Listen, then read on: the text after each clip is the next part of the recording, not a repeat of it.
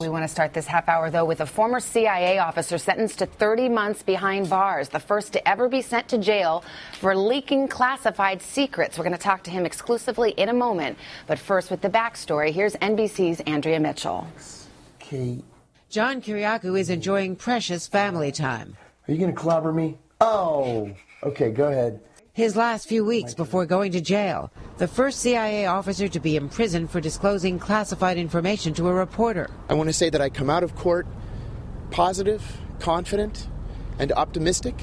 Kiriakou pleaded guilty to revealing the identity of a covert CIA officer involved in interrogating suspected al-Qaeda terrorists, an officer whose own family did not know he worked for the CIA. Prosecutors said the officer's identity later became public after turning up in a defense motion for Guantanamo detainees. It led the investigators to Mr. Kiriakou, who then admitted in court under oath that he knowingly, intentionally outed the identity of this covert agent. Kiriakou has portrayed himself as a whistleblower for disclosing the Bush administration's controversial waterboarding techniques, a practice later outlawed as torture. He talked to Matt in 2007. In your opinion, torture or not torture? I think, yes, torture. I'm not saying that it wasn't necessary at the time, and I'll let the lawyers decide if it's legal or not. But at the time, I think it was necessary to disrupt terrorist attacks. He had had a storied intelligence career, playing a key role in capturing Abu Zubaydah and other al-Qaeda leaders. But prosecutors say he is no hero. Initially, they charged him with leaking other names, but dropped those charges when he agreed to plead guilty. He admitted in his statement of facts that this was not the first time. He revealed other classified information to other reporters, and this was really just the tip of the iceberg. In court Friday, federal judge Leonie Brinkema called the sentence, frankly, way too light. But Bruce Rydell, a former CIA officer, recently signed a letter urging President Obama to commute the sentence. It is terribly ironic that an administration that outlawed the use of torture for interrogating detainees, the only person who's going to go to prison is the person who spoke out against torture. Joining others who say Kiriakou is being used as an example by a Justice Department determined to crack down on leaks. For today, Andrea Mitchell, NBC News, Washington. And John Kiriakou is with us exclusively. John, good morning. It's good to see you. Good morning. Thanks for having me. Depending on who you are, you look at this case differently. Some people say you betrayed your former colleagues in order to raise your media profile, hoping to sell books and to get a consulting business going. Others say you were a whistleblower. You spoke out and now you're being wrongly prosecuted. You say you wear this conviction like a badge of honor. I do.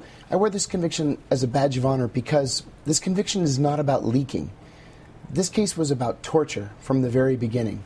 If every CIA officer or former CIA officer was prosecuted for referring a reporter to a former colleague for an interview, the prisons would be bursting with CIA officers. Let me just stop you right there, because you acknowledged, you pleaded guilty, and you admitted that you identified a CIA officer who was in fact covert. That is against the law. You don't disagree with that? No, and I should never have done that. That was a terrible mistake. Do you think prosecutors should have let this slide?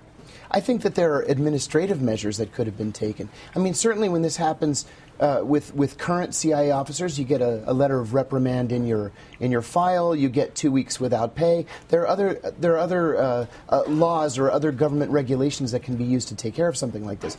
But to pursue me for the Intelligence Identities Protection Act was heavy-handed. In fact, the author of the Intelligence Identities Protection Act volunteered to serve as an expert witness at my trial because he said this was not why the law was written. You consider yourself a whistleblower, correct? I do now. I didn't in the beginning, but I've come to learn that most whistleblowers don't believe they're whistleblowers in the beginning.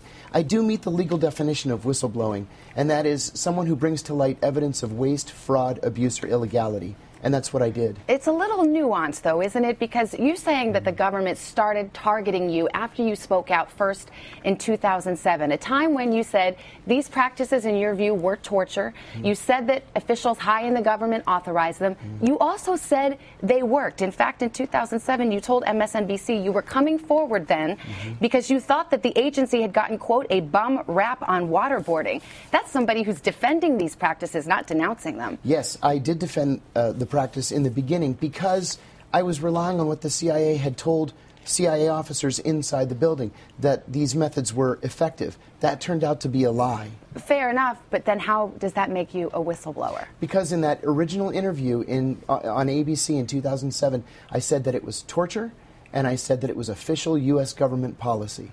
If your purpose was to blow the whistle by talking to some of these reporters, and you've admitted not just to the leaking of the one name, but you also acknowledged giving classified information to yet a second reporter.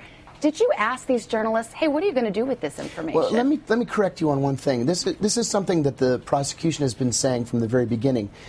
They actually charged me with espionage for quote-unquote leaking the name of a former colleague to a New York Times reporter. That colleague was never undercover. I did not leak the name. The reporter came to me with the name and said, can you talk to me about this guy? I think specifically the charges said that you disclosed the connection of that officer to a classified operation. That's what you acknowledged in your statement of facts. The classified operation being the rendition, detention, interrogation program. It was no secret that the CIA in 2008, 2009 was seeking to capture and detain al-Qaeda leaders. Let's try to clear something up. In a recent New York Times article, you expressed some remorse about disclosing this officer's identity. Yes. You said, if I'd known the guy was still undercover, I would have never mentioned him. And yet, in a recorded FBI interview a year ago, you said you knew that this officer was always undercover. You said, how the heck did they get him?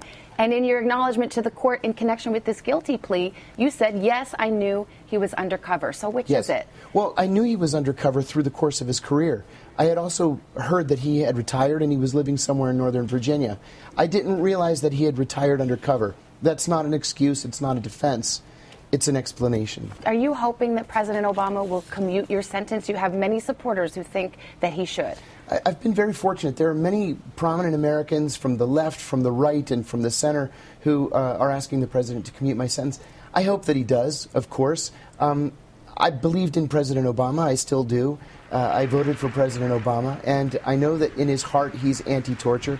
This case is about torture, and I would hate for there to be only one person going to prison related to the torture program, and it being me, when the torturers are walking free, and those who conceived of the torture are free, those who destroyed evidence of the torture are free, and even the attorneys who papered over the torture are free. But does that absolve you of your wrongdoing in this case? No, and I accept responsibility for my wrongdoing. One final thing. You disclosed the name of this officer to this journalist. The journalist in turn passed it to a defense investigator. A picture of this officer ended up in the jail cell of a terror suspect. How do you feel about that? I feel awful, and I wonder why the Justice Department didn't investigate the journalist. All right, because he really wasn't a journalist. He was working for the defense. John Kiriakou, thank you very much. It's good to have you here. Thanks very much.